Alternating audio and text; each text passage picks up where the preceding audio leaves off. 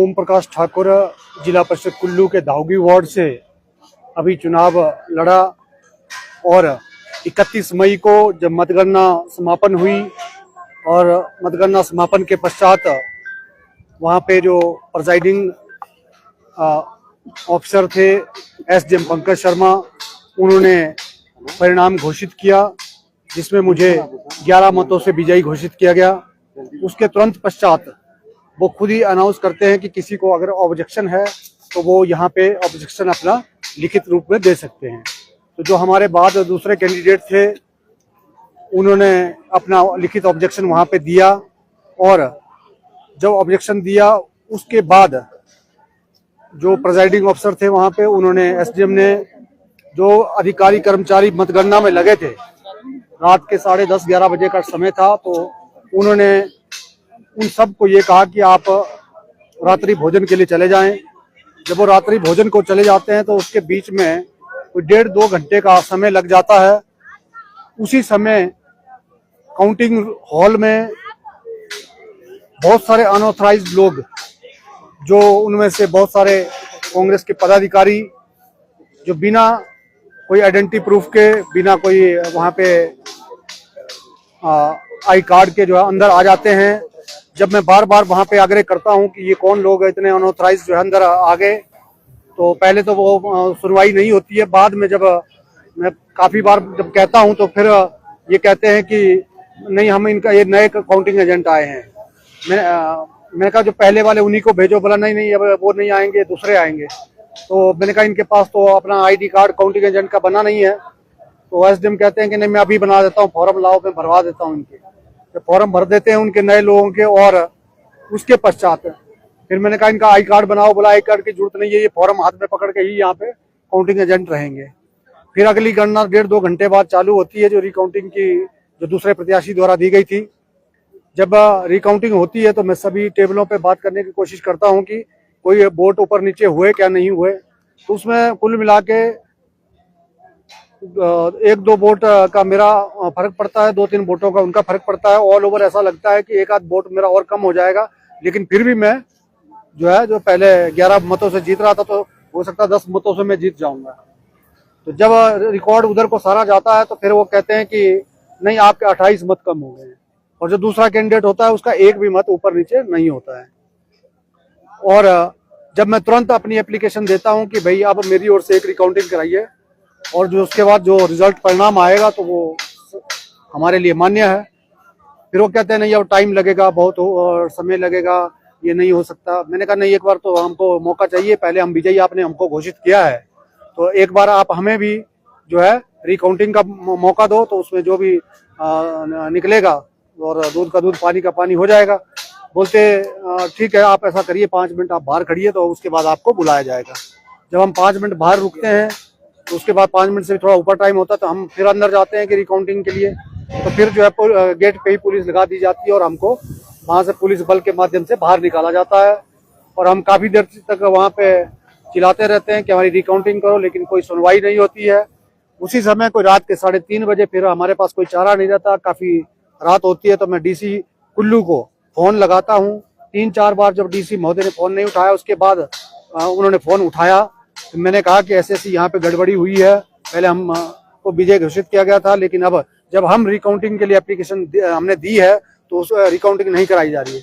तो डीसी महोदय कुल्लू जो कहते हैं कि कोई बात नहीं, आप सुबह जो है 10 बजे कुल्लू आइए और हम इसका समाधान निकालेंगे। तो जब हम अगले दिन डीसी महोदय के पास जाते हैं तो काफ़ी लोग जो है और भी समर्थक 400-500 की संख्या में कुल्लू डीसी महोदय के पास लोग पहुंचते हैं। काफ़ी उनको अपनी ओर से हमने लिखित में भी दिया और उन्होंने जब ये कहा कि आप नियमों के तहत लिख के दो, तो हमने वो भी सब कुछ दिया। और इसमें क्योंकि पूरी तरह से जो है धांधली की गई है और हमारा जो मेन ये था कि जब एक बार हमें विजयी घोषित किया गया है, आप पहले या तो विजयी घोषित ना करते, अगर विजय वो भी हो गया प्रकरण, तो उसके बाद जो दोनों को बाई रूल जो है काउंटिंग का मिलना था, एक बार दूसरे प्रत्याशी को मिला, एक बार जो मैं पहले जीता था मुझे रिकाउंटिंग उनको देनी चाहिए थी, जो नहीं दी।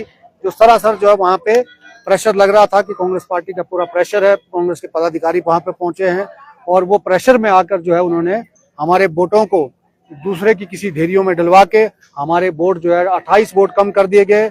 और जो दूसरा कैंडिडेट था उसका एक भी वोट ऊपर नीचे नहीं होता है, उतने के उतने रहते हैं जो पहले। और उस हिसाब से हमको बाद में उन्होंने 17 मतों से पीछे घोषित किया। और हमारा यही है कि अब बाद में कई लोग आ रहे हैं, हम आज 31 तारीख के बाद आज तक जो है लगातार ये लड़ाई लड़ रहे हैं कि हमारे साथ जो वहाँ पे प्रिजाइडिंग थे, एसडीएम थे, तहसीलदार थे और जो लोग थे, उन्होंने हमारे साथ जो है गलत किया है, हमारे अधिकारों को छीना है और हमारा जो लोकतंत्र की उन्होंने हत्या की है।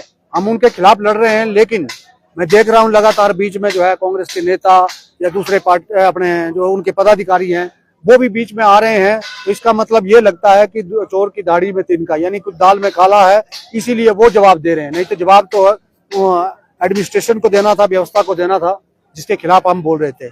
यही मेरा मानना है कि प्रशासन जो है हमारे को जो है, जो भी डीसी महोदय है या चुनाव इलेक्शन कमीशन है, वो हमको दोबारा से मौका देंगे या रिकाउंटिंग करवाएंगे, जिसमें जो है दूध का दूध पानी का पानी। क्या आप चुनाव आयोग के समक्ष या कोर्ट का दरवाजा खटखटाने की सोच रहे हैं, क्या कर रहे हैं? बिल्कुल, हमने चुनाव आयोग के समक्ष जो है अपनी सारी बातें रखी है, पूरा नियमों के तहत उनको सब कुछ लिख के दे दिया है।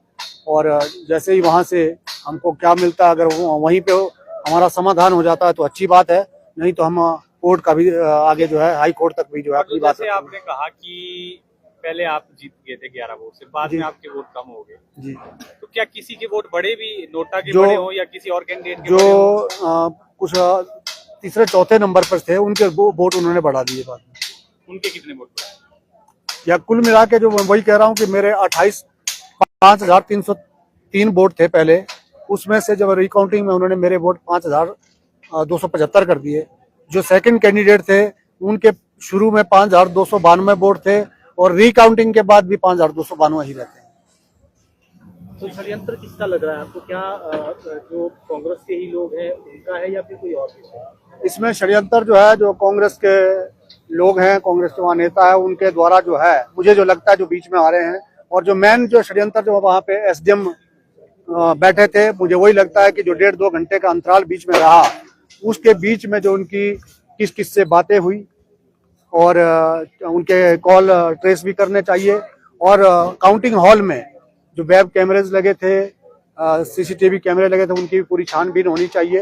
और जो अनऑथराइज लोग अंदर आए बिना आईडी प्रूफ के, वो भी कैसे आए, क्यों आए, कौन थे वो लोग। और वो वहां पे आके अंदर जो मोबाइल बैन था, कुछ लोग जो है कांग्रेस के पदाधिकारी वहां पे काउंटिंग हॉल में अंदर जाके वीडियो भी बना रहे थे।